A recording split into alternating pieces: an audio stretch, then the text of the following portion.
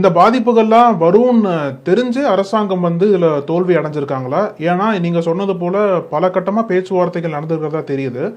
இவ்வளவு மாதங்கள் பேச்சுவார்த்தை நடந்துமே இந்தியாவுக்கும் அமெரிக்காவுக்கும் ஒரு ஒப்பந்தம் எதற்காக வராமல் இருந்தது சார்? இதுக்கு பின்னாடி என்ன காரணம்? ஏன்னா நீங்க சொல்றதை பார்த்தா இவ்வளோ பாதிப்புகள் இந்தியாவோட ஒரு முக்கியமான பொருளாதாரம் அம்சமே பெரிய ஒரு அடி வாங்குற சமயத்துல எதற்காக இந்திய அரசு இவ்வளோ தூரத்துக்கு கொண்டு இப்ப மீண்டும் ஒரு தோல்விதான் கிடைச்சிருக்கு இந்தியாவுக்கு. அதுல பின்னணி என்ன பாக்குறீங்க சார்? இதை பற்றி நமக்கு ஏதாவது தகவல் இருக்கா சொல்லுங்க. ஒரு வெளிப்படை தன்மையே இல்லாத ஒரு நிலையில தானே நம்ம இதை அணுகி இருக்கோம். முதல்ல இருந்தே ஒரு ஷேடோ பாக்ஸிங் தானே பண்ணிருக்கோம்.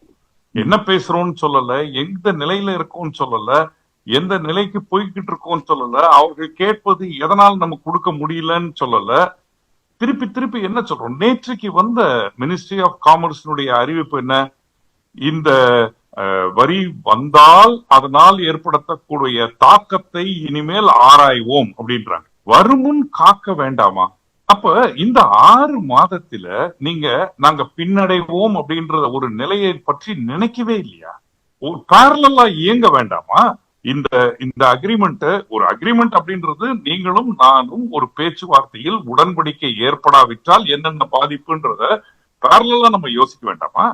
டெஃபினட்டா ஒரு டிஃபரன்ஸ் ஆஃப் ஒப்பீனியன் வரக்கூடிய வாய்ப்பு இருக்கு என்பதை உணர வேண்டாமா?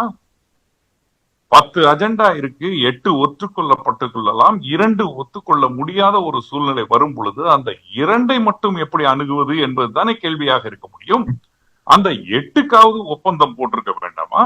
அதுதானே ஒரு நல் உறவு அப்படின்றது. என்ன? விட்டு கொடுக்கும் மனப்பான்மை, மற்றவர்களின் கஷ்டத்தை உணர்ந்து கொண்டு விட்டு கொடுப்பது, இதெல்லாம் தானே ஒரு ஃப்ரெண்ட்லி நேஷன் சொல்றது. இன்றைக்கு நாம் அந்த ஃப்ரெண்ட்லி நேஷன் என்ற டேகை இழந்துட்டோமோன்னு தோன்று.